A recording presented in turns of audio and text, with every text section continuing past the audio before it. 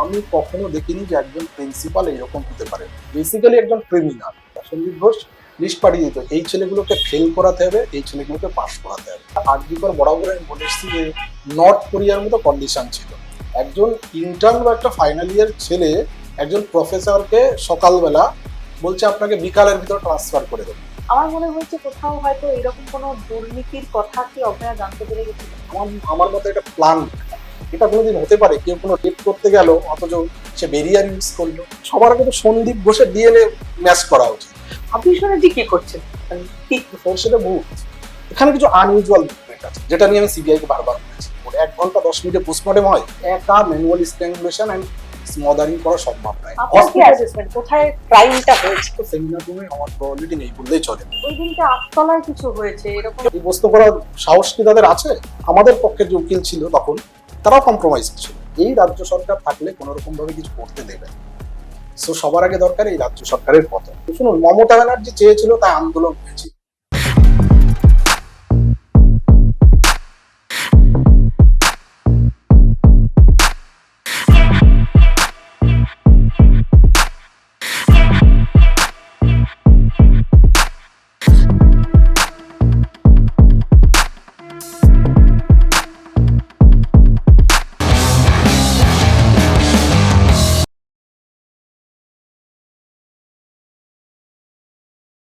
আরজিকর আন্দোলন, আর সেই আন্দোলনে উত্তাল গোটা রাজ্য তো বটেই, দেশের বিভিন্ন প্রান্ত এবং বিশ্বেও বিভিন্ন জায়গায় আমরা দেখেছিলাম সেই আন্দোলনের ঢেউ কিভাবে পৌঁছেছিল। রাত দখল ইত্যাদি তো ছিলই, আর তার সঙ্গে যারা এই ঘটনাটার ঠিক শিকড় পর্যন্ত পৌঁছানোর অন্তত হদিশটা দিতে পেরেছিলেন তাদের মধ্যে অন্যতম চিকিৎসক তাপস প্রামাণিক আমার সঙ্গে আজকে রয়েছেন পডকাস্টে অতিথি হিসেবে। তাপসদা, স্বাগত জানাই আপনাকে। এবং এই যে আন্দোলন, লড়াই, এগুলো না হঠাৎ করে একটা কোনো ঘটনার প্রেক্ষিতে আমরা হঠাৎ করে বা দুম করে ফেলছি এরকম হয় না বলেই আমার মনে হয়। একটা কোথাও বীজ প্রত্যেকের ভেতরে বপন হয়েই থাকে যে আমি প্রতিবাদের বিরুদ্ধে প্রতিবাদ আমি করব, যদি কোনো অন্যায় দেখি আমি এটা আমার স্বভাবজাত ভঙ্গিতেই আমি করে ফেলব। আপনি প্রথম যখন সামনে এসে বললেন সেই অর্গানাইজেশনের বিরুদ্ধে যেখানে আপনি পড়েছেন, সেই ইনস্টিটিউশনে যেখানে আপনি পড়েছেন সেখানে একটা দুর্নীতি হচ্ছে, আপনি মুখ খুলছেন, আপনি বলছেন, আপনার মধ্যে কোথাও ভয় কাজ করেনি? আপনি তো সেখানে তখন কর্মরত। এই ঘটনাটা যখন ঘটে, এর আগে যে ঘটনাগুলো দেখুন, আমি আমার এমবিবিএস এর লাইফও আরজি করে এবং তারপরে পরবর্তীকালে চাকরি জীবনও এখানে, মানে টিল নাও, মাঝখানে আমার কোথাও ট্রান্সফার হয়নি। তো এইবার হচ্ছে যে এর আগে যে ঘটনাগুলো ঘটেছে সেটা হয়তো ততটা সারফেসে আসেনি, তবুও মিডিয়া কভার করেছিল সেই টাইমে। কিছু জুনিয়র এই সন্দীপ ঘোষের বিরুদ্ধে আন্দোলন কিন্তু করেছিল। তো সেই সময় তারা কেউ অনশনও করেছিল আরজি করে। কিন্তু মুশকিলটা হচ্ছে যে সেই সময় দাঁড়িয়ে থেকে আমার যখন সেই সময় একটা হেলথ কন্ডিশন ছিল, তো স্বাভাবিকভাবে আমাকে বাইরেই ছিলাম বেশিরভাগ টাইমটা। সো আমার পক্ষে পসিবল হয়নি যে ওই টাইমটা আরজি করে খুব বেশি টাইম দেওয়া। কিন্তু যে করাপশনটা হচ্ছে বা যে সমস্ত সমস্যাগুলো চলছে বা একটা আরজি কর, বরাবর আমি বলে এসেছি যে নর্থ কোরিয়ার মতো কন্ডিশন ছিল। একদম নর্থ কোরিয়া। আরজি করের ওই বাউন্ডারির ভিতরে আপনি যদি ঢুকে থাকেন তো তখন আপনার একটা ভয় সবার ভিতরে কাজ করবে। মানে এটা একজন ইন্টার্ন বা একটা ফাইনাল ইয়ার ছেলে একজন প্রফেসরকে সকালবেলা বলছে আপনাকে বিকালের ভিতর ট্রান্সফার করে দেবো। একজন ইন্টার্ন কেন? তাকে ডিউটি নিয়ে কিছু একটা কথা বলা যায়। যে কোনো প্রফেসর ডিউটি নিয়ে আপনাকে কথা বলতেই পারে। তো আমি নামও বলে দিচ্ছি, অভিষেক সেন নামে একটা ছেলে। এই যে আশিস পান্ডে ছিল, এ ছিল টিএমসিপির প্রেসিডেন্ট, আর অভিষেক সেন ছিল জেনারেল সেক্রেটারি। এই ছেলেটা এত মানে বদমাইশ ছিল, সেই বদমাইশ ছেলেটিকে সকাল হলো আপনাকে ট্রান্সফার করে দেবো সন্ধ্যার ভেতরে। এবং সেই ম্যাডামকে, হ্যাঁ, সেই ম্যাডামের ট্রান্সফারটা সন্ধ্যাও লাগেনি, একদম মানে দুপুরের ভিতরে চলে এসছে। এরকম ঘটনা ঘটেছে। আর আপনি ধরুন, আমি 2009 থেকে আরজি করে আছি। আমার সামনে আমি প্রচুর প্রিন্সিপাল, এমএসবিপি মানে এসেছে, তাদের রিটায়ারমেন্ট হয়েছে, কেউ স্বাস্থ্য ভবনে প্রমোশন হয়েছে, কেউ বা দেখা যাচ্ছে অন্য জায়গায় ট্রান্সফার হয়েছে। আমি কখনো দেখিনি যে একজন প্রিন্সিপাল এরকম হতে পারে। এবং আমার সব থেকে লাস্ট যিনি প্রিন্সিপাল ছিলেন সন্দীপ ঘোষের আগে, ডক্টর শুদ্ধোধন বটব্যাল। তো বটব্যাল স্যারের আমলে সেই টাইম পিরিয়ডটা মানে একটা গোল্ডেন পিরিয়ড ছিল। ধরুন একজন প্রিন্সিপাল তো অনেকটা মানে হায়ার র্যাঙ্কের একজন, মানে অল ইন অল। মানে একজন মানে মেডিকেল কলেজে তিনি হচ্ছেন সর্বোচ্চ। তার ঘরে যেতে একজন ফার্স্ট ইয়ার স্টুডেন্টেরও কোনোদিন মানে সমস্যা হয়, আমি অন্তত দেখেছি। এবার এমনও কোনোদিন গেছে, যদি বাইরে গিয়ে হয়তো আমি নিজের স্যারের চেম্বারের বাইরে গিয়ে হয়তো সিকিউরিটিকে জিজ্ঞাসা করলাম, সিকিউরিটি বললো যে ভিড় আছে ভেতরে। এমনও হয়েছে যে সিসিটিভি দেখে স্যার ডেকে পাঠিয়েছে যে ভেতরে এসে বস, এরকম ছিল। আর এই সন্দীপ ঘোষের টাইমটা কেমন ছিল, মানে 3 লেয়ার সিস্টেম মতো ছিল, মানে চেকিং এমন ভাবে হতো, মানে স্টুডেন্ট তো ছেড়েই দিই, মানে যারা প্রফেসর, ধরুন হেড অফ দ্য ডিপার্টমেন্ট, সে তো তার গল্প করতে যায়নি বা পার্সোনাল কাজেও যায়নি, কোনো একটা ডিপার্টমেন্টের কাজে এসছে, সে তার ডিপার্টমেন্টটা ছেড়ে প্রিন্সিপাল এসে দেখা করতে এসছে। তো তার কাছ থেকে তাকে মানে চিরকুট লিখে দিতে হবে, এবং তারপরে হয়তো 1 ঘন্টা 2 ঘন্টা এরকম সময় লাগাবে, তারপরে সে দেখা করবে। অথচ আপনি হামেশাই দেখবেন যে এর গোষ্ঠীর যে ছেলেগুলো আছে সেগুলো হচ্ছে ওর ভেতরে দিব্যি বসে আছে, তার সাথে আড্ডা দিচ্ছে, কোনো ভিড় নেই, কিচ্ছু তার মানে আচ্ছা, ওইটাই আমি জিজ্ঞেস করতে যাচ্ছিলাম, তার মানে সন্দীপ ঘোষ বিরাট কোনো কাজ করছেন না সেই সময়? না। না কাজ না, ওর তো একটাই কাজ ছিল, সেটা হচ্ছে তোলাবাজি। দেখুন গত এই 10-15 বছরে পশ্চিমবঙ্গে যে সিন্ডিকেট চলেছে বিভিন্ন জায়গায়, আজকে এই যে যেটা আমি হয়তো এটা অসাংবিধানিক ওয়ার্ড হবে, যে ডিম থেরাপি যা এগ থেরাপি যেটা চলছে, ও তো সেই সিন্ডিকেটেরই প্রোডাক্ট, ও তো তার বাইরে তো কিছু নয়। সন্দীপ ঘোষকে যদি এখন বলা হয় যে ওটা প্রিন্সিপাল, আমি জানি না, বেসিক্যালি একজন ক্রিমিনালের বাইরে কোনো কিছুই না। আমি অন্তত দেখুন, আর আমরা ডাক্তাররা যারা যারা আজ হয়তো অনেকেই মুখ খুলতে চেয়েছে, খুলতে পারেন। ওই টাইম পিরিয়ডে মাঝখানে একটা ট্রান্সফার অর্ডার এসেছিল, এখনকার যিনি প্রিন্সিপাল ডক্টর মানস কুমার বন্দ্যোপাধ্যায় স্যার যখন আসলেন, আমি তখন একটু সুস্থ ছিলাম। আমি বলছি, আমি এবং আমরা আরো 2-3 জন, 2 থেকে 3 জন, দুজন তারা প্রফেসর র্যাঙ্কের, আমরা 3 জন মনে হয় হসপিটালের যারা ফ্যাকাল্টি, মানে ওরা ফ্যাকাল্টি আর আমি একজন এমার্জেন্সির ছিলাম, আমরা 3 জন মানুষ স্যারের সাথে বসেছিলাম, আর বাকি কলেজের সিঙ্গেল ওয়ান কেউ বসতে পারেনি, এবং যে বাকি 2 জন ছিল সেই 2 জনকে তারপরে ট্রান্সফার করে দেয়। এবার আমারটা ট্রান্সফার করতে পারিনি, তখন একটা ডিপার্টমেন্ট চালাতে তাদের সমস্যা হচ্ছিল, বাধ্যতামূলক আমাকে রাখতে হয়েছিল, মানে দাঁতে দাঁত চেপে। আপনাকে কোন ডিপার্টমেন্টে? আমি তখন হচ্ছে নেফ্রোলজি যে ডিপার্টমেন্ট ছিল, সেখানে একজনই মাত্র হেড ছিল, আর কেউ ছিল না, আর দ্বিতীয় হচ্ছে আমি। এবার সেই ডিপার্টমেন্টে 3 দিন ওপিডি করতে হবে, কে করবে? তো স্বাভাবিকভাবে আমি করতাম। তো এবার আমাকে সরালে ওপিডিটা করবে কে? করা সম্ভব নয়, এই জন্য আমাকে রাখতে বাধ্য হয়েছিল। কিন্তু তারপরে যে বললাম যে যেহেতু মানুষ স্যার বসে আছেন, তার পাশে আমি বসে আছি, এবার এইটা দেখে পরবর্তীকালে এই যে এখন জেলে আছে আশিস পান্ডে এবং তার গ্রুপটা, একদিন অ্যাডিশনাল মেডিকেল সুপারিনটেন্ডেন্টের ঘরেই সে আমাকে হঠাৎ করে তারা ঘিরে ধরে আমাকে মার্ডারের হুমকি দেয়, এবং আমাকে বাইরে পর্যন্ত নিয়েও যায়। মানে এসব হুমকি দিয়ে আমাকে লাভ হবে, আমি তোদের কথা শুনবো, তোরা এটা ভাবিস না। তখন এইটা যখন আবার সন্দীপ ঘোষ চলে এসেছে, কেন আপনাকে হঠাৎ মার্ডারের ওই যে ব্যাপারটা হচ্ছে যে বাই দা টাইম ওরা সবাই সন্দীপ ঘোষের সাপোর্ট করেছে। আমি তো আপনি কি বিরোধিতা করেছেন? আমি একদম বিরোধিতা, ডাইরেক্ট বিরোধিতা। মানুষ স্যার অলরেডি প্রিন্সিপাল হয়ে গেছে, কিন্তু প্রিন্সিপালের সন্দীপ ঘোষের চেম্বারে তো ঢুকতে দিচ্ছে না, তখন এই অ্যাডিশনাল মেডিকেল সুপারের ঘরে বসে থাকতে হচ্ছে তাকে। আমি তখন তার পাশে বসে আছি। এবার স্যার হচ্ছেন আমার পুরনো সেই সেকেন্ড এমবিবিএস এর, তখন তিনি প্রফেসর ছিলেন মাইক্রোবায়োলজি। তো বলছিলেন না যে সন্দীপ ঘোষ তোলাবাজ ছিল, মানে কিরকম ভাবে তোলাবাজিটা করতো? আপনাকে বলে দিই, এই আশিস পান্ডে একজন হাউস স্টাফ, গত 2 বছরে হাউস স্টাফশিপ করেছে, কোনোদিন ডিউটি করে। এটাই আমি যেমন আমাদের কিছু প্রফেসরকে ব্লেম করি, এবং দেখবেন যে আমার একটা বিশেষ সাক্ষাৎকারে আমি এটা বলেছিলাম, ও পেডিয়াট্রিক্সে হাউস স্টাফশিপ করে, যে ও যদি বাচ্চাদের তো চ্যানেল করতে হয়, মানে আইভি লাইন করতে বাচ্চাদের, ও যদি করতে পারে আমি ডাক্তারি ছেড়ে দেবো, এটা আমি বলেছিলাম, একদম অন ক্যামেরা বলেছিলাম। তো ব্যাপারটা তাই, কারণ ও 2 বছর তো কোনোদিন ডিউটিতে আসেনি। আর ওর হচ্ছে ব্যাপারটা কি, ওর অ্যাকাউন্টে যদি আপনারা করাপশন কাছে খোঁজ নিয়ে দেখেন, তাহলে অলমোস্ট প্রায় 4 কোটির কাছাকাছি অ্যাকাউন্টে ঢুকেছে, official money, not unofficial, official money. Source of মানিটা কি বলবেন? দেখুন ওখানে যে কেলেঙ্কারির জন্য ও আজকে জেলে আছে, সেটা হচ্ছে হাউস স্টাফশিপ কেলেঙ্কারি। ওরা কি করতো সেই সময়টা নিয়ম পাল্টে, এবং এর জন্য স্বাস্থ্য ভবনের পুরো ডিএমই, মানে ডাইরেক্টর অফ মেডিকেল এডুকেশন, যাকে সরানো হলো, যার জন্য বিক্ষোভ হলো, ডক্টর কৌস্তব নাইক, মানে সবথেকে দুর্ভাগ্যজনক, তিনি আমাদের ফাইনাল ইয়ারে পড়িয়েছেন, কিন্তু তিনি যেভাবে ডিএমই হয়েছেন সেটাও খুব উদ্বেগজনক। এবং তিনি যেটা করলেন সেটা হচ্ছে যে হাউস স্টাফশিপটা মার্চ শেষে, ওরা কি করলো, এটা হঠাৎ করে ভাইবা যোগ করে দিল। এবার এই ভাইবা যোগ করলে সন্দীপ ঘোষের লোক, এবার ভাইবাতে হচ্ছে সন্দীপ ঘোষের লোকজন পাবে, আর সন্দীপ মানে ভাইভাতে ধরুন 20 আছে, 20-তে 20 পাবে।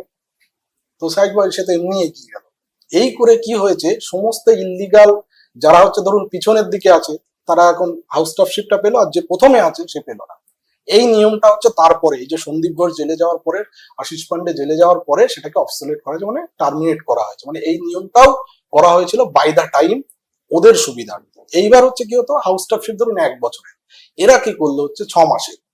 এবার দেখুন সবারই হাউস স্টাফশিপ মানে কি, মানে আপনি আহ, আমার টাইমে যেটা দেখেছি যে মাইনাটা মানে এটা স্টাইপেন্ড বেসিক্যালি, নট স্যালারি, যে সেই স্টাইপেন্ডটা যা পাওয়া যায় তাতে হয়তো ডাক্তারি জীবনে খুব বেশি কিছু হলে হয়তো নিজের খেয়ে পড়ে ফ্যামিলিতে কিছু হেল্প করে, আর কিছু অ্যাকাউন্টও কিন্তু ব্যাংক ব্যালেন্স কারোরই থাকে না, তার অ্যাকাউন্টে 4 কোটির কাছাকাছি। আপনি এটা কেন ইমাজিন। এবার ভাবুন যে তোলাবাজিটা কোন লেভেলে করছে, করতো কি করে, ওর যারা কো ইন্টার্নরা রয়েছে, এই কো হাউস স্টাফ, তাদের হচ্ছে ওই সন্দীপ ঘোষের সাথে টাই আপ থাকতো। চান্স পেলো, চান্স পাবে না, টাকা দিলেই চান্স পেয়ে যাবে। এবং তার কন্ডিশন হচ্ছে কি, যে তুই চান্স পাওয়ার পরে 6 মাসে ওই তোর যে স্যালারি যা আছে তার থেকে 5,000 বা 10,000 ওকে দিতে হবে, ওর অ্যাকাউন্টে দিতে হবে। এইরকম যদি সবাই দেয়, আজকে ভাবুন না একটা মেডিকেল কলেজের একটা হাউসটা, মানে সে জেল খাটছে 2 বছর, মানে কতটা নোংরা পর্যায়ের এই সন্দীপ ঘোষ হতে পারে। এবং সে এই ছেলেটা হচ্ছে তার হচ্ছে রাইট হ্যান্ড ছিল। এবার এইভাবে টাকাটা তুললো, টাকাটা তুলে তার অ্যাকাউন্টে ঢুকতো, তার একটা ভাগ পেতো সন্দীপ ঘোষ।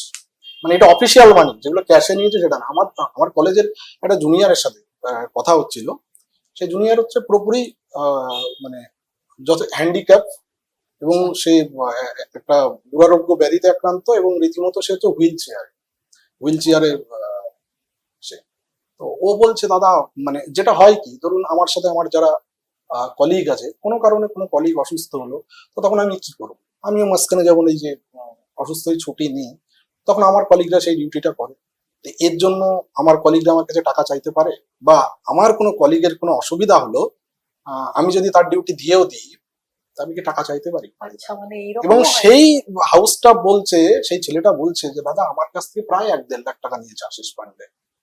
সেই ছেলেটা আপনি দেখলে, এবং সে ইউপিএসসি তে একটা ভালো র্যাঙ্ক করলো, শুধুমাত্র সে ঢুকতে পারলো না বিকজ অফ তার ফিজিক্যালি যা কন্ডিশন, সে সেটাকে মানে পারমিট করতে পারলো না ইউপিএসসি বোর্ড। তাহলে ভাবুন সেই রকম একটা ছেলের কাছ থেকে 1-1.5 লাখ টাকা গোটা বছর ধরে নিয়েছে। এটা হচ্ছে system। আমি জানি না ওই সময় যেটুকু যা লেখালেখি পড়াপড়ি বা আপনাদের যা কথাবার্তা শুনেছি, আমার মনে হয়েছে কোথাও হয়তো এরকম কোনো দুর্নীতির কথা কি অভয়া জানতে পেরে গেছিল। দেখুন দুর্নীতি তো অবশ্যই হচ্ছে, দুর্নীতি হচ্ছে সন্দীপ ঘোষ হচ্ছে, আপনারা জানবেন কিনা জানি না, বায়োমেডিক্যাল ওয়েস্ট ম্যানেজমেন্ট হয়, মানে যে ওয়েস্ট গুলো বেরোয় না, সেগুলোরও দুর্নীতি হয়েছে। তাহলে ওটার যদি দুর্নীতি হতে পারে, হসপিটাল গুলো দুর্নীতির জায়গা কোথায়? ইনস্ট্রুমেন্ট, ওষুধ যেগুলো আছে মানে মেডিসিন, তারপরে এই ধরুন গ্লাভস, এই সমস্ত যত জিনিসপত্র কেনা হয়, এইগুলো হচ্ছে আসল সোর্স অফ মানে দুর্নীতির জায়গা। এই দুর্নীতির জায়গাগুলো সন্দীপ ঘোষ পুরো একদম মানে সন্দীপ ঘোষের এই যে টিম, যেটাকে বলা হচ্ছে নর্থ বেঙ্গল লবি, এটা গোটা পশ্চিমবঙ্গে ছড়িয়ে গেছিল। কিছুদিন আগে আমাদের মানে অ্যাডমিনিস্ট্রেটিভ মিটিংও দেখছি, অ্যাটেন্ডেন্সে মানে বারবার বলতে হচ্ছে অ্যাটেন্ডেন্স কারো 20-25, মানে পরীক্ষায় দেওয়া সম্ভব নয়। এইবার এইটা হচ্ছে ওরা সিস্টেম করে দিয়েছিল। সিস্টেমটা কি, যে আপনি টাকা দাও, মার্কস পাবে, পাস করবে, এমনকি একটা 75% পেলে অনার্স। এমন এমন স্টুডেন্ট অনার্স পেয়েছে, গোল্ড মেডেলিস্ট পেয়েছে পুরো টাকা দিয়ে। এবং এই সন্দীপ ঘোষ কি করতো, আমার আরজি করে অনেক প্রফেসর, তারা সামনে এসে তো বলবে না, আমার কাছে পার্সোনালি স্বীকার করেছে যে কোন জিনিস, ধরুন কোনো একটা স্টুডেন্ট ফেল করলো 2 নাম্বার বা 3 নম্বরের জন্য, স্যারেরা কি করতে পারে, যে না ফেল করেছে বা পাস করতে পারছে না, 2-3 নম্বর দিয়ে দিই। এটা হয়তো রিকোয়েস্ট করার পরে হয়েও যায়। সে লিস্ট পাঠিয়ে দিত হচ্ছে সন্দীপ ঘোষ লিস্ট পাঠিয়ে দিত, এই ছেলেগুলোকে ফেল করাতে হবে, এই ছেলেগুলোকে পাস করাতে হবে। এবার প্রফেসররা বলছে ফেল করাটাকে আমি পাস করাতে পারি, পাস করাটাকে আমি কি করে ফেল করাবো? নিজের তো একটা ইথিক্স বলে কিছু আছে, এটাই হয়েছে। এইটু পয়েন্ট বলছি আমি, একদম মানে অন ক্যামেরা বলছি। এর ভিতরে এই সুদীপ্ত রায়ের মেয়ে যেটা আছে, সেটাও এই কাজ করেছে, সেও তো হচ্ছে এই ধান্দাবাজি করে চাকরি করে পরীক্ষা নিতে এখানে এসছে, এই আরজি করে স্টুডেন্টরা কমপ্লেন করেছে, সুদীপ্ত রায়ের মেয়েও ইনভলভ। এদের কাছে যদি তদন্ত হয়, মানে এরা কত বড় যে ক্রিমিনাল ধারণার বাইরে। এই তদন্তের কথা বলছেন তদন্তটা, তাহলে যে সিবিআই, আমি অভয়ার কেসটাতেই বলছি, সিবিআই যে নতুন করে আবার তদন্ত শুরু করছে, তো কি মনে হচ্ছে মানে আর কি এভিডেন্স তো আর পাওয়া কোনোভাবে, দেখুন ওই দিনকার যে ঘটনা, যা নষ্ট হওয়ার তো হয়ে গেছে, সেটা থেকে তো আর কিছু ওইভাবে পাওয়া সম্ভব না। দেখুন নো ওয়ান কিল জেসিকা বলে সিনেমাও বেরিয়ে গেছে, কিন্তু তারপর আলটিমেটলি তো ফেট তো বেরিয়েছিল। আদি করে কি মানে একটু সেইটা যদি সিবিআই যদি মনে করে হ্যাঁ। যে এই কেসকে তদন্ত করবে, তদন্ত করলেই সব বেরিয়ে যাবে। আমি আচ্ছা। আপনাকে বলে দিই কয়েকটা জিনিস, হয়তো আমি আপনাকে এই বক্তব্যগুলো দেবো বলে হয়তো আমার ফ্যাটার্নিটির লোক আমাকে হয়তো অনেক সমালোচনা করে, যদিও পরে। প্রথম কথা হচ্ছে যে অভয়া সেদিন ও 4 জন বন্ধুর সাথে ছিল, মানে ওর জুনিয়র, হ্যাঁ। সাথে ওই ডিপার্টমেন্টে নার্সিং স্টাফ ছিল, গ্রুপ ডি স্টাফ থাকে, সিকিউরিটি থাকে। প্রথম কথা, এরা কেউ কিছু জানলো না এ কথা ঘোরাতেও হাসবে। আইদার এরা নিজেরা ইনভলভ, এই নিজে যারা এখানে ডক্টর নার্স যারা ছিল এই কেসে নিজেরা ইনভলভ, না হলে হচ্ছে ইনডিরেক্টলি যুক্ত, ওরা দেখেছে ওদের সামনে ক্রাইম হয়েছে, আর নাহলে ক্রাইমটা ওখানে হয়নি। এই তিনটের বাইরে কিছু হতে পারে না। দ্যাটস ওয়াই আমরা বারবার বলেছিলাম কাস্টোডিয়াল ইন্টারোগেশন দরকার। এবার দেখুন আমাদের বিভিন্ন আন্দোলনকারী তারা এই কথাটা বলতে পারবে না, তার কারণ হচ্ছে যারা আন্দোলন করেছে তারা এই প্রশ্নগুলো কোনোদিনই করেনি। তাদের কলিগরা কেন যখন পোস্টমর্টেম হয়েছিল তখন গিয়ে উই আর স্যাটিসফাইড লিখে দিল? তারা তো সবাই বেশি বোঝে, সবসময় বেশি বুদ্ধিমান। তারা গোটা সবাই তো ডক্টর, কেউ তো বাচ্চা নয়। তারা প্রশ্নটা কোনোদিন করেছে যে তোরা যে গিয়ে লিখে আসলি একটা সাইন্টিফিক রিপোর্ট 1 ঘন্টা 10 মিনিটে পোস্টমর্টেম হয়? এই আরজিকর কেসের পরে কুলতলির কেসটা হলো, একটা বাচ্চা মেয়ের বিয়ে কেস, হাইকোর্টের অর্ডারে সেটা তদন্ত কোথায় হলো? ওই পোস্টমর্টেম হলো হচ্ছে কল্যাণীতে, জেএনএম এ, সেটা হচ্ছে এমস এর ডক্টররা গিয়ে করলেন। ক ঘন্টা লাগিয়েছিল? 4 ঘন্টা, 12টা থেকে 4টে। আর এরা 1 ঘন্টা 10 মিনিটে পোস্টমর্টেম করে দিল। প্রায় 20টার উপরে বেশি ইনজুরি। হ্যাঁ, তার সাথে সাথে যদি বলা হয় যে তার যে মানে মারা গেছে যে কারণে, স্মদারিং এন্ড ম্যানুয়াল স্ট্র্যাঙ্গুলেশন। দেখুন যদি খুব মোটা একজন মানুষ হয় তবু এই জিনিস করা সম্ভব, কিন্তু ফ্যাক্ট হচ্ছে যে অভয়ের যে বডি, এই সঞ্জয় রায়ের যে বডি, মোরলেস সেম। তো সেই জায়গায় দাঁড়িয়ে থেকে একা ম্যানুয়াল স্ট্র্যাঙ্গুলেশন এন্ড স্মদারিং করা সম্ভব নয়। আর যে ইনজুরি গুলো বডিতে দেখা যাচ্ছে এটা পোস্টমর্টেম ইনজুরি নয়, এটা অ্যান্টিমর্টেম ইনজুরি। তো অ্যান্টিমর্টেম ইনজুরি হলে কি হবে? চিৎকার করবে, আওয়াজ হবে। তো সেইগুলো কেউ দেখতে পায়নি, এটা বিশ্বাসযোগ্য? আমার তো কোনো মতেই আমি অন্তত বিশ্বাস করি না যে ওরা, ওই যে বললাম হয়তো ডিপার্টমেন্ট থেকে, এবং ওরা যে স্টেটমেন্ট 4 জন ডক্টর দিয়েছে, intern, house staff, post graduate training, তাদের স্টেটমেন্ট গুলো কোনোভাবে আমি অন্তত কোনোদিন অ্যাকসেপ্ট করবো না। কারণ ওরা এটা পুরো যেরকম ভাবে সাজিয়ে দিয়েছে ওরা ঠিক সেরকম ভাবেই করে। ওই দিনটা 8তলায় কিছু হয়েছে এরকম? এবার দেখুন 8তলার ঘটনাটাই যদি আমি বলি, তার আগে আরেকটা কথা, আমাদের আন্দোলনকারীরা কখনো প্রশ্ন তোলেননি যে ওই ডিপার্টমেন্টের সমস্ত ডাক্তাররা মিলে কেন স্লিপ স্টাডি রুম ভাঙার জন্য সাইন করলো? কি কারণ? আমি একটা ক্রাইম সিন, সেই জায়গায় আমি স্লিপ স্টাডি রুম আমি ভাঙতে পারি মুহূর্তের ভেতরে? তারা বলছে আমরা জানি। ওরা ওখানে সাইন করেছে? হ্যাঁ, সাইন করেছে তো, ডিপার্টমেন্টের সমস্ত ডাক্তার সাইন করেছে। আমি যে এর জন্যই তো কাস্টডিতে যাওয়া উচিত এদের, হেলথ সেক্রেটারি থেকে শুরু করে এদের সবার সাইন আছে। আমি হেলথ সেক্রেটারি বুঝলাম তার চাপ আছে, সন্দীপ ঘোষ ক্রিমিনাল, সে করতে পারে, বাট তোমরা কি করছিলে? তোমরা সাইন করলে কি বেসিসে? স্লিপ স্টাডি রুমটা তোমরা কেন ভাঙার জন্য সই করলে? এরাই আবার আন্দোলনে মিশে আন্দোলন করছিল। আমাদের আন্দোলনকারী নেতারা একবার জিজ্ঞাসা করেছে? বরং এই কোশ্চেন আমি করাতে আন্দোলনকারীরা আমার উপরে ক্ষিপ্ত। মানে জুনিয়র চিকিৎসকরা আন্দোলন করছে, জেডিএফ কোনদিন জিজ্ঞাসা করেছে? ওরা প্রশ্ন করুক তো দেখি, ওরা কবে প্রশ্ন করেছে যে তোরা যে স্লিপ স্টাডি রুম ভাঙলি? মিডিয়ার সামনে এসে কিছুদিন আগেও দেখলাম দোষ দিচ্ছিল, এই অফিসার দায়ী, ওই পুলিশ অফিসার দায়ী, এই ডিএমই দায়ী, ডিএসএস দায়ী। তোমাদের কলিগরা কি করেছে সেটা প্রশ্ন করো। এই প্রশ্ন করার সাহস কি তাদের আছে? নেই, করবে না। সঞ্জয় রায় একা এই ঘটনা দেখুন, একটাই সিসিটিভি ফুটেজ যেটা দেখা যাচ্ছে। আমি ওই ঘটনাটা বলি যে সঞ্জয় রায়ের কাজ কি ছিল। ওর বস অনুপ দত্ত যে ওয়েলফেয়ার অফিসে কাজ করে, সেখানকার তাদের যদি কোনো বাড়ির কোনো ফ্যামিলি মেম্বার অসুস্থ হয় তাকে ভর্তি করা, তাদের দেখাশোনা করা, তাই তো? তো শাহিক ভাই বলছি, আমি যদি এই কামরাটা বলি, তাহলে এই জায়গাটা হচ্ছে ওয়ার্ড গুলো। এটা একটা মেল ওয়ার্ড আছে, একটা ফিমেল ওয়ার্ড আছে, এবং ইমার্জেন্সি তাই। এইটা হচ্ছে নার্সিং স্টেশন। আর এখান দিয়ে ঘুরে মানে সাইড দিয়ে গিয়ে ওই দিকে ভেতরটা হবে হচ্ছে আপনার সেমিনার। তো সঞ্জয় রায় ঢুকেতে এই দুটো ওয়ার্ডে যাবে বাঁ দিকে, ও এইদিকে এরকম ক্রস করে ওইদিকে চলে গেল কি করে? ওর কি কোনো দিব্য দৃষ্টি আছে নাকি? আমরা ডাক্তাররাও হয়ে বলছি ওই জায়গায় ইনিশিয়ালি আপনি যেতে পারবেন না যদি না চিনে থাকেন। ও চেনে হয়তো। না, কি করে চেনে? প্রশ্ন হচ্ছে তো ওর তো ওই রুমে যাওয়ার কথা নয়, ওখানে যাওয়ার কোনো পেশেন্ট পার্টির কোনো ইখতিয়ার নেই, যাই না। আর ওই রাতের বেলা ওই দিকেই যাবে, কোন দেখতে তো পাচ্ছ পেশেন্টের ভিড় এই পাশে, ওই পাশেও কি করে গেল? তাতে ওর কথা ও ওখানে এলো কেন? এইটাই হচ্ছে ফ্যাক্ট। এবং এইটা পুরোপুরি হচ্ছে প্ল্যান মাফিক হয়েছে, প্ল্যান মাফিক করা হয়েছে। এবং সিবিআই যে রিপোর্টটা জমা দিয়েছে 2 ঘন্টা থেকে 2 ঘন্টার মতো টাইম, 2 ঘন্টা 2.5 ঘন্টা, সঞ্জয়ের প্রায় 68টা মুভমেন্ট দেখা যাচ্ছে। তার মানে লোকজন ছিল সেখানে। এবং সেটা হচ্ছে সঞ্জয় রায় ঢুকেছে আর বেরিয়েছে। আইডেন্টিফাই কি করেছে কলকাতা পুলিশ। আর একজন কি করেছে, আর একজন হচ্ছে সব থেকে ইন্ডিয়ান ব্যাংকের একজন ম্যানেজার সই করেছে। মানে সব থেকে হাস্যকর বাবু, যে আগের বাকি যে গুলো লেখা আছে, মানে এই মুভমেন্ট গুলো টাইম দিয়ে লেখা থাকে যে কাকে কিভাবে দেখা গেছে, কুড নট বি আইডেন্টিফাইড। ডক্টরের একটা রেস্টে তো ঝুলছে, তার মানে সে ডক্টর। এখানে কিছু আনইউজুয়াল মুভমেন্ট আছে, যেটা নিয়ে আমি সিবিআই কে বারবার বলেছি। বলছে যে না, আমরা ওটা চেক করেছি। আমি চেক করেছি, আপনি কোর্টে কেন প্রডিউস করেন? সেখানে আনইউজুয়াল মুভমেন্ট কি, অনেকের আপার গার্মেন্টস নেই। এখন প্রশ্ন করবেন যে আপার গার্মেন্টস পেশেন্টের হতে পারে যে বাথরুম গেছে বা টয়লেট গেছে, তাহলে বাথরুম টয়লেট তো এই পাশে ভেতরে, করিডোরের ওই জায়গায় কি করে হলো পেশেন্ট? আপার গার্মেন্টস নেই, মুখে মাস্ক পরা, ব্ল্যাক মাস্ক। আমাদের কিন্তু ব্ল্যাক মাস্ক কেউ ইউজ করে না। এই কথাগুলো তো লেখা আছে ওদের। তাই মানে শুধুমাত্র 2.5 ঘন্টা কেন? এবার তার আগে তো ঠিক করতে হবে। আমি বারবার প্রশ্ন করেছিলাম যে আপনাকে ঠিক করতে হবে যে অভয় আদৌ ওখানে ছিল, সেই ফুটেজ কোথায়? তার রিপোর্ট তো তখন বলছে আমরা দেখেছি ও আছে।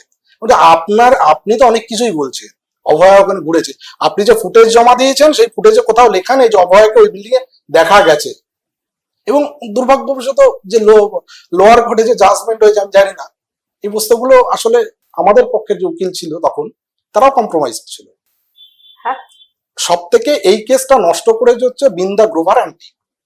এই কেস এন্ড করেছে, দেখুন তখনকার যে সেটিং তত্ত্ব বলুন, রাজ্য সরকার বলুন, যা বলুন, সেই সময় কেসটা নষ্ট করেছে বৃন্দা গ্রোভার আন্টি। কিন্তু আমি এটা বুঝতে পারছি না তাপস দা যে মোটিভ কি, মানে মোটিভ আমার যতটুকু মনে হয়েছে এই 2 বছর ধরে, মানে ঠিক আছে, আমি যদি আমার কিছু জানতে পেরে গেল কেউ, তো আমি তাকে খুন করছি, ঠিক আছে, একরকম। এটা দুটো জিনিস মেলে না। একটা জিনিস হচ্ছে ধরুন আমার সত্যি যদি মনে হয় যে কেউ রিস্ক হয়ে গেছে, সো আমি কি করব, তাকে মার্ডার করব। তাহলে সেই মার্ডারটা কোথায় করবো? বাইরে করাটা বেস্ট অপশন। ও গাড়িতে যেত, আমি যদি গাড়ি যেমন হচ্ছে যেটা এখন বড় প্রশ্ন উঠেছে যে সেই অভিষেক ব্যানার্জিকে যে চড় মেরেছিল তাকে হঠাৎ করে দেখা হলো হিট অ্যান্ড রান কেস। এখন প্রশ্ন তোলা হচ্ছে সেটা কি আদৌ হিট অ্যান্ড রান কেস ছিল? তো এর তো গাড়িও এর আগে সম্ভবত অ্যাটাক হয়েছিল, এরকম অভিযোগ ওঠে। তো সে গাড়ি নিয়ে যায় কোথাও একটা জায়গায়, হিট অ্যান্ড রানের কেস দেখিয়ে দিলেও পারে, কিন্তু সেটাও হয়নি। তাহলে প্ল্যান মার্ডার নয়। আবার আমি যদি বলি যে দুম করে ধরুন একটা ঘরের ভিতর কারোর সাথে কারোর কথা হচ্ছে, হঠাৎ করে রাগের বসে মাথাটা ঠেলে দিল, দেয়ালে গিয়ে ধাক্কা লাগলো, মারা গেল, তখন সে কি করবে? ভয় পেয়ে যাবে। খুব স্বাভাবিকভাবেই সে তখন সেখান থেকে পালানোর চেষ্টা করবে। সে কি এত সুসজ্জিত করে বডি রাখবে? তাহলে এই যে মানে তাৎক্ষণিক মার্ডার, এটাও কিন্তু বলা যায় না। আর তাৎক্ষণিক মার্ডারটা হসপিটাল হলে সে কিন্তু পালাবে, সে কখনো ওই জায়গায় চেষ্টা করবে। মোটামুটি ঘটনাটা 11:30টা অবধি তো খেলা দেখেছেন, কিন্তু সেটা তো দেখুন মানে ওর বন্ধুরা যেটা, হ্যাঁ, কিন্তু সেটা সিসিটিভি সাবমিশন কিন্তু আগের টিম দেয়। তার আগের ভিডিও ফুটেজ কি আছে, সে আদেও যে কথাগুলো বলছে সেই কথাগুলো কতটা সত্যি সেটা ভেরিফাই করার জন্য তার অভয় বেছে নেয়। তার জন্য তো একটাই উপায় হচ্ছে সিসিটিভি ফুটেজ। সেই সিসিটিভি ফুটেজই তো সামনে আনে। আর একটা কথা হচ্ছে যে এবার আপনি বলবেন যে তাহলে প্ল্যান মার্ডারও নয়, আমার হচ্ছে অ্যাক্সিডেন্টাল ডেথও নয়, তাহলে কি হতে পারে? আমার মতে এটা প্ল্যান মার্ডার। কিন্তু প্ল্যান মার্ডার হসপিটালের ভিতর করতেই বা গেল কেন? এটা প্ল্যান বলতে কোনো কিছু নিয়ে একটা ঝামেলা চলছিল এবং সেই ঝামেলার পরেই এটা মানে প্ল্যান করেই মারা হয়। এবার সেক্ষেত্রে হচ্ছে যে একটা ফিয়ার সাইকোসিস ক্রিয়েট করার জন্য। ফিয়ার নাহলে দেখুন চেস ডিপার্টমেন্ট আজ 2 বছর হয়ে গেল, তাদের ডিপার্টমেন্ট থেকে একটা ওয়ার্ড বেরোলো না কারো থেকে, কোনো ডাক্তার, নার্সিং স্টাফ আজ পর্যন্ত কিছু বলে। কিন্তু এই ব্রুটাল রেপটা, এবার রেপ, দেখুন রেপটা নিয়েও তো প্রশ্ন আছে, রেপটা নিয়েও প্রশ্ন আছে। কোনো কিছু দেখুন, যেখানে কোনো সিমেন্ট স্যাম্পেল পাওয়া যায়, এটা কোনোদিন হতে পারে কেউ কোনো রেপ করতে গেল অথচ সে বেরিয়ার ইউজ করলো? এটা সম্ভব? এমন তো নয় যে পোস্টমর্টমের পরে হচ্ছে রেপ করার ট্রাই করেছে, হয় না, সেটা হচ্ছে আগে করেছে। আর ও তো এমনি অ্যালকোহলিক, আর ওর গায়ে কত জোর থাকবে এই সঞ্জয় রায়ের যে একটা মেয়েকে কন্ট্রোল করে দেবে? এটা সম্ভব? অসম্ভব। নিশ্চয়ই কেউ ছিল। আর তারপরে যে ডিএনএ রিপোর্ট, যেটা ডিএনএ রিপোর্ট ক্লিয়ারলি 3টে স্যাম্পেল আছে, 3টে স্যাম্পেলে পুরোপুরি হচ্ছে এক্সট্রা সিগন্যাল আছে, যেখানে লেখা আছে যে কন্টামিনেশন। কন্টামিনেশন মানে আপনি ইনিশিয়ালি কি বুঝবেন? ধরুন কারো ইউরিন টেস্ট করছে, সো ইউরিন কালেকশন করার একটা নিয়ম আছে যে প্রথম ইউরিনটা ছেড়ে দাও, দ্বিতীয় ইউরিনের মিড স্ট্রিম ইউরিন কালেকশন করো। কিন্তু সেই ধরুন একটা বোতল, তো তার ভেতরটা যদি আমি হাত দিয়ে দিই, তো আমার হাতের এখান থেকে ধুলো বালি সেই অনুসারে ব্যাকটেরিয়া জমে যেতে হবে, ব্যাকটেরিয়া বা ফাঙ্গাস, সো কন্টামিনেটেড। এখানে কন্টামিনেশনটা তা নয়, এখানে জাজমেন্টে যেটা লিখেছে যে সিসিটিভিতে মানে যে ফুটেজ দেখেছেন জাজ, সেই ফুটেজে তিনি দেখতে পাচ্ছেন যে ডোম এটা করছে তার গ্লাভস নেই, গাউন নেই, এই সমস্ত নেই, এবং যে ছুরিগুলো আছে সেগুলো আগে ইউজ করা ছুরি। তাহলে হচ্ছে যে সেখান থেকে হতে পারে, দ্যাট ইজ দ্য কন্টামিনেশন। ব্যাপারটা তা নয়, এটা আদার হিউম্যান ডিএনএ, কিন্তু সেই হিউম্যান ডিএনএ কোনো সাসপেক্ট নেই বলে কন্টামিনেশন বলা হয়েছে। অ্যানাল সোয়াবে মিনিমাম একজন ফিমেলের ডিএনএ আছে, সেই ফিমেলটা কে? সব থেকে বড় ব্যাপার হচ্ছে অ্যানালস, ধরুন বডিটা যখন হাত দিয়ে তুলেছে, হতেই পারে বডি হাত দিয়ে তুলেছে, তোলার সময় আপনি কি করবেন? আপনি ঘাড়ে হাত দেবেন, পায়ে হাত দিয়ে বডি তুলবেন, অ্যানালস হবে কি করে একটা ফিমেল ডিএনএ যাবে? এই যে সিটটা গঠন হলো, এইগুলো পুরো প্রিপেয়ার করে একদম আমাদের যে দুজন লয়ারের টিম, সেটা হাইকোর্টে এটা প্রডিউস করেছে, যার জন্যই আগের তদন্তটাকে, আমি তো বারবার বলেছি এই তদন্ত কিচ্ছু হয়নি, এই তদন্ত আবার হবে। অ্যানাল ক্যানালে থেকে সোয়াব কালেকশন করে, সোয়াব কালেকশন মানে কি, আপনি কোভিডে যা সবারই এক্সপিরিয়েন্স হবে, একটা স্টিক দিয়ে নাকের ভিতর থেকে নেওয়া হচ্ছে, তারপরে তো সেক্ষেত্রে অ্যানাল ক্যানালে এইভাবে তো যায় না, এইগুলোর কোনো টেস্ট হচ্ছে। সবার আগে তো সন্দীপ ঘোষের ডিএনএ ম্যাচ করা উচিত ওই ক্রাইম সিনে, যে ছিলেন না, এটা সেটা তো দেখুন ছিলেন না, এর প্রমাণটা কোথায়? কল রেকর্ড সাবমিশন করেছে? কিছুই করেনি, ওটা তো মুখ দিয়ে বলছে। অভিজ্ঞ ক্রাইম সিনে উপস্থিত ছিল, করুক। আজকে কাকিমা বলছেন যে আবেশ ব্যানার্জির কথা, আবেশ ব্যানার্জি ডিএনএ নিক, কেন নেবে না? আবেশ ব্যানার্জি কি করছেন? এবার দেখুন, আপনি একটা সিম্পলি একটা ব্যাপার ভাবুন, মমতা ব্যানার্জি তার আমলে নেতা মন্ত্রী সবাই জেলে গেছে, সব ধরনের ক্যাটাগরির লোকে জেলে গেছে, কেউ কি বাদ আছে? তাতে কি মমতা ব্যানার্জি কি যায় এসেছে? কিন্তু এই কেসটা গোটা বিশ্ব তোলপাড় হয়ে গেল, গোটা পৃথিবী তোলপাড় হয়ে গেল। আপনি ভাবুন যে মমতা ব্যানার্জি গোটা রাজ্যের সমস্ত শক্তি, তার গোটা পাওয়ার, প্রশাসনিক পাওয়ার নামিয়ে দিল কেন? এটা কোনোদিন হয়? এই যে আজকে ধরুন সাংসদ বা যারা, চিকিৎসার কোনো কিছু, সে তো কেপিসি মেডিকেল কলেজ থেকে পাস আউট, সবাই হয়তো জানে না, কেপিসি মেডিকেল কলেজ থেকে পাস আউট। ওর সাথে নির্মল মাঝির ছেলে অমৃতেশ মাঝি সেই সময় ঢুকেছিল 2014-তে। ওখানে কিভাবে স্বাস্থ্য ভবনে কার অঙ্গুলের কার সাইডে আবেশ ব্যানার্জি ঢুকলো, তারপরে ফার্স্ট এমবিবিএস এর পরীক্ষা পড়েছিল কোথায়? ইএসআই জোগাতে। একবার দেখবেন যে নির্মল মাঝির নামে একটা অভিযোগ উঠেছিল, প্রথম কুকুরের ডায়ালিসিস, দ্বিতীয় হচ্ছে ছেলের পরীক্ষার ওখানে হলে যেন গার্ড না দেয়, দেখবেন আপনাদের মিডিয়ায় দেখিয়েছিল। সেটা কে ছিল? এরা দুজন। আগে আমাদের পরীক্ষা দিতে হতো বাইরের সেন্টারে, তারপরে ওখান থেকে বোধহয় ফেল করে না কি করে, তারপরে সাপ্লিমেন্টারি বোধহয় ক্যালকাটা মেডিকেল কলেজে আসে, এবং সেটা ক্যালকাটা মেডিকেল কলেজে আরকেএস এর চেয়ারম্যান কে? নির্মল মাঝি। কিন্তু ফোর্সেটা ভূত। এইটা এই তথ্যগুলো আছে। আরো একটা তথ্য আপনাকে দিতে পারি, তথ্যটা আমি দেখিয়েই দিচ্ছি, আপনারা কভার করেছিলেন মানে এই সাংঘাতিক ক্ষমতা, এবং হ্যাঁ, তার ছেলে তো এমবিবিএস করেই বিআইএন এর RM, Bangla institute of neuroscience, যেখানে ডিএম না করে কেউ চান্স পায় না, সেখানে আরএম হয়েছে। এটা হচ্ছে ওই অনুপ্রেরণার ফসল সব। হ্যাঁ, এবার এই অনুপ্রেরণা এখন তো তাহলে তাপসদার মানে সিবিআই এর যদি তদন্তের অভিমুখটা কালীঘাটে মমতা ব্যানার্জির ফোন সমস্ত নিয়ে এই চেক করা উচিত যে ওই রাত ধরে কি মনিটর করছিলেন। আবেশ ব্যানার্জির ফোন নিক, আবেশ ব্যানার্জিকে পাওয়া যাচ্ছে না শুনলাম, তার বাবা মাকেও পাওয়া যাচ্ছে না। সন্দীপ ঘোষের অ্যাকাউন্টের টাকা এই কার্তিক ব্যানার্জির সাথে কানেকশন কি বের করুন। এই বিয়েটা আপনি দেখুন, আমি ছবিটা দেখাচ্ছি, এটা নামটা আমি দেখাচ্ছি না, এই যে বিয়েটা, ছেলেটা হচ্ছে আবেশ ব্যানার্জি। হ্যাঁ, পাহাড়ে বিয়ে হয়েছে। হ্যাঁ। এই বিয়ের সময় কি হয়েছিল বলুন তো, আপনারাই নিউজ করেছিলেন।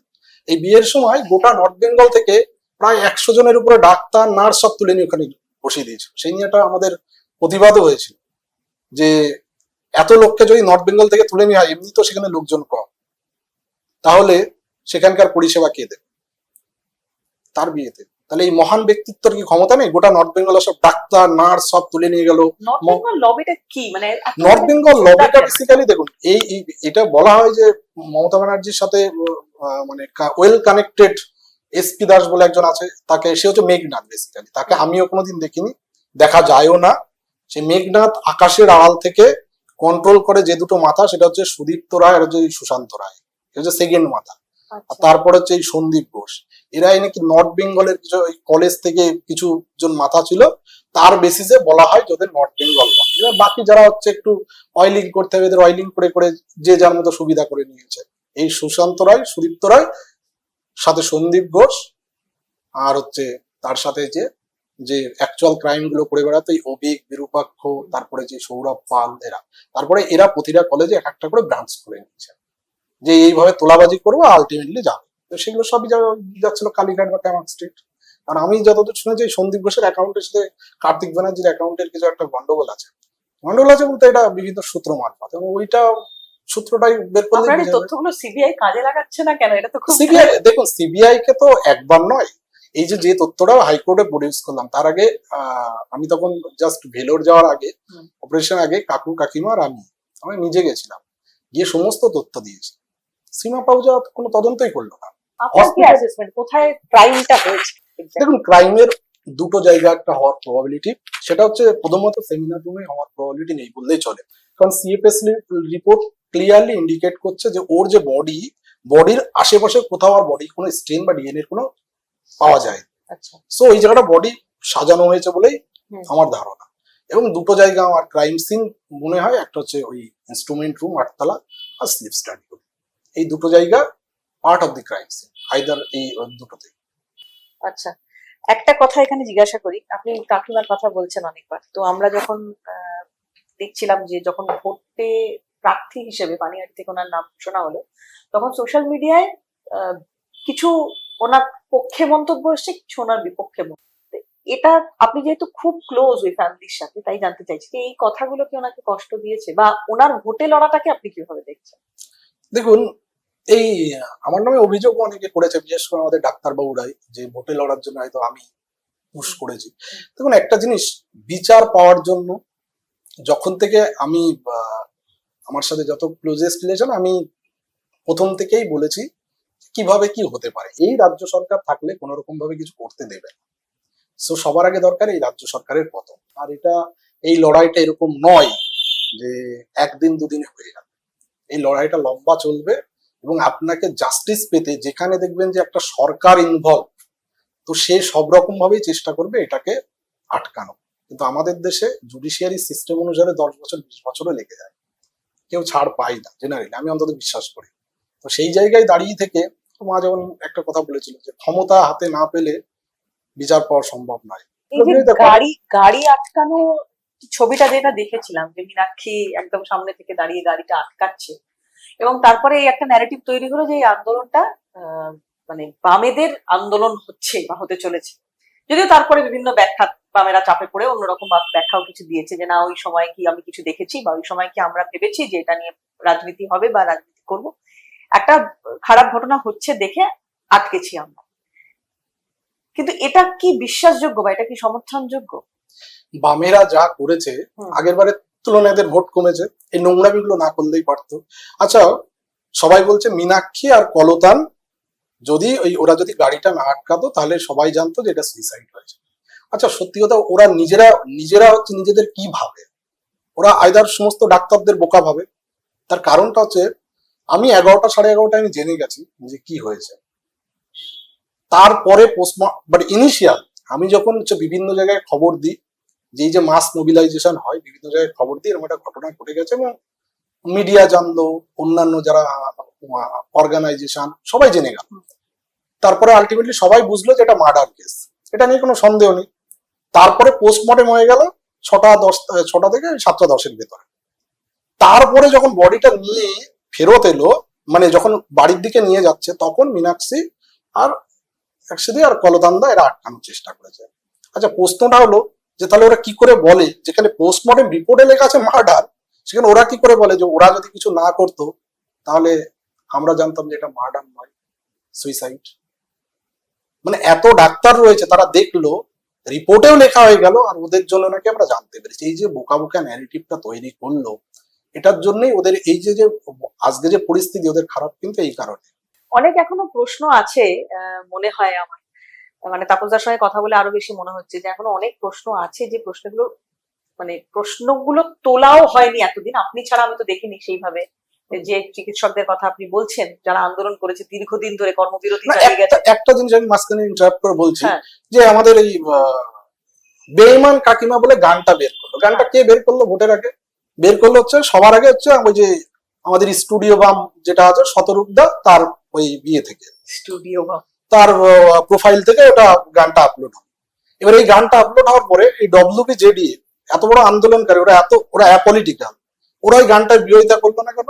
শুনুন, মমতা ব্যানার্জি চেয়েছিল তাই আন্দোলন হয়েছে, এটা মাথায় রাখবে। মমতা যদি না চায় তো আন্দোলন একদিনে ভেঙে যেত। এখন আপনি বলবেন কেন? প্রশ্নটা হচ্ছে যে মমতা দেখুন কতটা প্ল্যান ওয়েতে হয়েছে। দিল্লিতে সুপ্রিম কোর্টে এখন মারা গেছেন ফিরোজ এডুলজি, লেফট ফিরোজ এডুলজি, তিনি ট্রাই করেছিলেন যে ট্রায়ালটা আটকান, ইনভেস্টিগেশন শেষ হলো না, বাকি ক্রিমিনাল ধরা পড়লো না, এই বৃন্দা গ্রোভার ম্যাডাম ট্রায়াল করানোর জন্য উঠে পড়ে লাগলেন। অথচ কিন্তু ফিরোজ এডুলজি উনি একজন নিউট্রাল লয়ার হয়ে, আমার সাথে তখন কথা হতো ওনার, উনি চেষ্টা করলো কিন্তু পারলো না, তাকে বিভিন্ন রকম দাগিয়ে দিয়ে রাজনৈতিক কালার দিয়ে তাকে সরিয়ে দেওয়া হলো। এইবার হচ্ছে মমতা ব্যানার্জি কি চেয়েছিল? আন্দোলন রাস্তায় চলুক, মিডিয়ার ক্যামেরাটাও ওখানেই ছিল, আর ওইদিকে ট্রায়াল হয়ে যাচ্ছে শিয়ালদা কোর্টে, রুমের ভিতরে কেউ জানে না কিচ্ছু। আর ওখানে গিয়ে স্ট্রাইক করেছিলাম আমি, আমার সাথে জয়ন্তনারায়ণ চ্যাটার্জি আর শীর্ষেন্দু সিনহা রায়, যারা এখন লড়াই করছে। একদিন শুধুমাত্র সন্দীপ ঘোষকে হাজির করা হয়েছিল শিয়ালদা কোর্টে। সেদিন হচ্ছে আরজি করে আমাদের জুনিয়র ডাক্তারবাবুরা, তারা 9th আগস্টে, যেটা আমরা ওই নবান্ন অভিযান করলাম, সেই 9th আগস্টের নবান্ন অভিযানের দিন তারা ওই 9th আগস্টে কি কি আন্দোলন করবে, কি মশাল মিছিল করবে, সেই প্ল্যানিং এ প্রেস ব্রিফিং করেছে। প্রেসের থাকা উচিত ছিল, সে থাকবে শিয়ালদা, সেটা টেনে নিল ওখানে। ওনাদের এই আন্দোলনটা চালিয়ে নিয়ে যাওয়ার মোটিভ কি কিছু ছিল না? ওরা তো মানে এটা তো একটা সত্যি কথা যে সিকিউরিটিটা একটা ভীষণ গুরুত্বপূর্ণ বিষয়। সেটা তো আমিও মানি, কিন্তু ব্যাপারটা হচ্ছে দেখুন আমাদের দেশে তো মানে একদম মানে মুখে তুলে দেবে এরকম তো ব্যাপার হয় না। হ্যাঁ, তো ফ্যাক্ট হচ্ছে সিকিউরিটি মেটেনি, তো সেটা নিয়ে আপনাকে তো অভিযোগ তো করতে হবে। এটা তো জেনজি মুভমেন্ট হওয়া সম্ভব নয়, বাংলাদেশও নয়, শ্রীলঙ্কাও নয়, নেপালও নয়, যে দুম করে আমি একটা আন্দোলন করবো, মিলিটারি শাসন চলে আসবে, তারপরে সরকার চেঞ্জ করবে। এটা হবে কোনোদিন? ভারতবর্ষে হবে না, ফেডারেল স্ট্রাকচারে ভারতবর্ষের যা প্রশাসনিক ব্যবস্থা সম্ভব নয়, স্বাধীনতার পরে অন্তত হয়নি। এটা পাকিস্তান হয়েছে, বাংলাদেশে হয়েছে, তো চিন্তা ভাবনাগুলো তাদের চেঞ্জ করতে হবে। তো এই যে ডিএ আন্দোলন অনেক দিন ধরে সুপ্রিম কোর্টে শুনানি ওঠে, তারপরে দেখা যায় শুনানি হয় না, কিন্তু আলটিমেট তো হয়েছে, হতে তো বাধ্য হয়েছে। তাহলে সেইটা যখন তাদের সুপ্রিম কোর্টের থেকে কেসটা হাইকোর্টে আসলো, বললো হাইকোর্ট ভালো মনিটর করতে পারবে, তোমরা কেন সেটা মেনশন করলে? আমি শুধু জুনিয়র ডাক্তার বলবো না, senior doctor, junior doctor both. আমি ছেড়ে দিন যে ওরা মানে কাকিমাকে ভোটে সাপোর্ট করেনি, সেটা নিয়ে কোনো ম্যাটার নয়। আমি সাপোর্ট করাতে আমাকে থ্রেট পর্যন্ত করেছে সিনিয়র ডাক্তারদের, নাম ধরে বলছি, ডক্টর কৌশিক চাকি, কে জিডিও করে রেখেছে, মেসিয়া বলে ভাবে, বা তিনি ভাবেন যে ডাক্তারবাবুদের উনি মেসিয়া, এরকম কয়েকজন আছে, এরা মিসলিড করেছে দিনের পর দিন। এবং তারা কিছুজন এমনই আছে এতটাই নির্লজ্জ, তারা এখন আবার কি করছে, এরা হচ্ছে সবসময় ক্ষমতা লোভী, কিছুজন মানে নিজেদের মুঠিতে রেখেছিল। এবং আমি বলছি জুনিয়র এদের অর্গানাইজেশন ভিতরে বেশ কিছু লোকের সাথে আমি কথা বলে দেখি, পার্টিকুলার কয়েকজনের হাতে ক্ষমতা, এবং তাদের টিকিটা বাধা আছে অন্য একটা জায়গায়। কিন্তু এই ক্ষমতার তো পতন হবেই, সেটা তো আমরা দেখলাম, মানে সরকার বদলে গেল। যাই হোক, আজকের এই যে আড্ডা পর্ব আর খুব বেশি দীর্ঘায়িত করবো না। একটা বিষয় তাপস আপনার কাছে জানতে চাইবো, যে সময় আরজি করে এই শোনাগুলো ঘটছে, সেই সময় বাকি সরকারি হাসপাতালগুলোর কি অবস্থা, বা এখনো কতটা মানে রিকভারির দরকার আছে, যে অভিযোগগুলো আমরা শুনি? এই যে জবে থেকে ইনিশিয়ালি ভালো ছিল, মানে এই সন্দীপ ঘোষের আগে যেটা হচ্ছে আপনার বলা হয় শুদ্ধোধন বটব্যাল স্যার ছিল, তখন পর্যন্ত আমাদের আরজি কর একদম গোল্ডেন পিরিয়ড। তারপরে যখন সন্দীপ ঘোষ ঢুকলো, আস্তে আস্তে বোঝা গেল এই নর্থ বেঙ্গল লবি গোটা সমস্ত, তার আগে আমাদের কাছে খবর ছিল যে নর্থ বেঙ্গল লবি গোটা সব জায়গায় কন্ট্রোল করছে পলিটিক্যালি, এবং পুরো আরজি করটা যেমন ক্ষতি করলো। দেখুন, ইনভেট করা যায় কোন কোন জায়গায়, একটা হচ্ছে ক্যালকাটা মেডিকেল কলেজ ইনভেট করতে পারবে না, এদের এই পলিটিক্স। এনআরএস মেডিকেল কলেজে পারবে না, আর একটা জায়গা ছিল আরজি কর, এরা পারে না। আর ন্যাশনাল, এই 4টে মেডিকেল কলেজে এরা ইনভেট করতে পারেনি কোনোদিন, বাকি সব জায়গায় এরা করে ফেলেছিল। তখন দেখলো বাকি 3টে তো পারবো না, এইবার ঢুকলো আরজি করে, আরজি করটা শেষ করলো, পড়ে থাকলো 3টে, যে 3টে। আর এসএস কেমটা টোটালি আলাদা, পোস্ট গ্রাজুয়েট হিসাবে চিহ্নিত, তো জায়গা নেই। তো এরা নর্থ বেঙ্গল লবি এই আরজি করে এসে শেষ হলো, মানে শেষ হলো বলতে মানে এদের এই অধ্যত্বটা শেষ হলো, প্লাস স্বাস্থ্য ব্যবস্থাটা যে ওরা খোকলা করে দিয়েছে, পয়সা দিয়ে পাশ করা যায় এটা দেখিয়ে দিয়েছে, পয়সা দিয়ে যা খুশি তাই করা যায় এটা ওরা প্রমাণ করে দিয়েছে। এই আরজি করটাই থেমেছে, কিন্তু ওরা ক্যালকাটা মেডিকেল কলেজ, এনআরএস বা এই আরজি করের ভেতরে মানে অঙ্গ নিয়ে ব্যবসা বা দেহ নিয়ে ব্যবসা, সেই অভিযোগগুলো বিভিন্ন সময় সামনে এসেছে। আমি জানি না এটা সত্যি মিথ্যে কতদূর। যেটা আমি দেখুন, ডেড বডির ক্ষেত্রে কি হতে পারে, প্রাইভেট মেডিকেল কলেজ যেগুলো আছে সেই মেডিকেল কলেজগুলোতে অনেক সময় বডির দরকার পড়ে, কারণ তাদের স্টুডেন্টদের শেখাতে হবে। তো সেক্ষেত্রে এই বডিগুলো বিভিন্ন সময় একটা র্যাকেট আছে, তারা বাইরে বিক্রি করে, সেগুলো মানে লিগালি করা যায় না, অনেক নিয়ম থাকে, সেই নিয়ম ফলো করে বা মানে বডি ডোনেট করলে বা কোনো দেখা যাচ্ছে যে হঠাৎ করে কোনো বডির শনাক্তকরণ হলো না, তো সেক্ষেত্রে সেই বডিগুলো মানে নির্দিষ্ট প্রোটোকল ফলো করে বিক্রি করা যেতে পারে, এই মানে বিক্রি নয় মানে ইউজ করা যেতে পারে। কিন্তু ফ্যাক্ট হচ্ছে এইগুলোর দুর্নীতির অভিযোগ শুনেছি যে অন্যান্য মেডিকেল কলেজে বাইরে, এই স্টেটে না অন্য স্টেটে বিক্রি হয়েছে। এইবার এটা সন্দীপ ঘোষ বা এই অভিক বিরূপাক্ষ এরা কতদূর কি করেছে এই র্যাকেট সম্পর্কে আমার কাছে ক্লু নেই, কিন্তু আমি শুনেছি। এবার সত্যি মিথ্যা সেটা যে সিবিআই এর দায়িত্ব, সেই সিবিআই কতটা জানে। এবং এই যে আর্থিক দুর্নীতি নিয়ে আক্তার আলীও একটি কেস করেছিলেন, যাই হোক সেটা নিয়েও এক্ষুনি মন্তব্য করা যাবে না, কারণ যেহেতু ওটাও চলছে বিচারাধীন। যাই হোক, আমি একদম শেষ পর্বে পৌঁছে গেছি। তাপসদার, নতুন সরকার এসছে, কি দাবি করবেন? দেখুন, এই হেলথ সিস্টেমটা অলমোস্ট ড্যামেজ করে কি নষ্ট করে দিয়ে চলে গেছে, এবং সেগুলো কিছু কিছু মানুষের কারণে। তো হেলথ সিস্টেমটাকে ঠিক করতে গেলে একটাই দরকার, যে শুধুমাত্র মানে হঠাৎ রাতারাতি কিন্তু চেঞ্জ হবে না। এর জন্য দরকার হচ্ছে আমি এই যেমন বাড়তি যে বারবার মেডিকেল কলেজগুলো আগেও তৈরি করা হতো, এখনো তৈরি করা হচ্ছে, শুধুমাত্র মেডিকেল কলেজ তৈরি করলে হবে না, সবার আগে দরকার রিক্রুটমেন্ট। রিক্রুটমেন্ট কি, শুধু ডাক্তার তৈরি মানে আমি জাস্ট এমবিবিএস ডাক্তার তৈরি করলাম, কিন্তু পড়ানোর জন্য টিচার তো দরকার। টিচার মানে কি, অ্যাসিস্ট্যান্ট প্রফেসর, তার একটা নির্দিষ্ট টাইমের পরে অ্যাসোসিয়েট হবে, তারপরে প্রফেসর হবে, এদের সংখ্যা বাড়াতে হবে। এটা তো মুহূর্তের ভিতর হয় না, কিন্তু প্রাইভেটে অনেকে আছে যারা চান্স পায়নি, তাদেরকে রিক্রুটমেন্ট করা যেতে পারে। করে নার্সিং স্টাফ, তাদের সংখ্যা বাড়াতে হবে। সব থেকে বড় হসপিটালের অসুবিধা যেটা হয় সেটা হচ্ছে যে গ্রুপ ডি স্টাফ। আমাদের হসপিটালগুলোতে যেটা আপনি দেখবেন যে ডাক্তার আর নার্সিং স্টাফ বাদে সবই এখন কন্ট্রাকচুয়াল, সো ওই 6,000 7,000। এবার তারাও কি করবে, এতে কি আর সংসার চলে? তো তারা এই যে আগের দিন আমাদের আরজি করে নামে একটা অভিযোগ উঠেছে, একটা পেশেন্ট বাড়ি অভিযোগ করেছে একটা বেড নাকি যে 12,500 টাকায় মানে বিক্রি করেছে, বা মানে তাকে বেড করে দিয়েছে। এবার এগুলো সব তো মিথ্যা নয়, বিভিন্ন জায়গায় ঘটছে। তার কারণ এগুলো হচ্ছে কন্ট্রাকচুয়াল স্টাফদের কিছু কিছু লোক করছে। তো আপনি যদি এত কম মাইনা দেন, তো তাদের লিগাল লায়াবিলিটিও কম। যেমন আমি চাকরি করছি, আমার একটা লিগাল লায়াবিলিটি আছে, ওদের লিগাল লায়াবিলিটিকে ওরা কন্ট্রাকচুয়াল ছেড়ে দেবে, খুব বেশি পানিশমেন্ট কিছু হবে না। একটাই জিনিস ভালো হয়েছে, সেটা হচ্ছে যে হেলথ মিনিস্টার অ্যাটলিস্ট ডাক্তারদের তরফ থেকে হয়েছে, গত 15 বছরে যেটা ছিল না। অন্তত ডাক্তারের যে প্রবলেম, সেই প্রবলেমটা বুঝতে পারবে।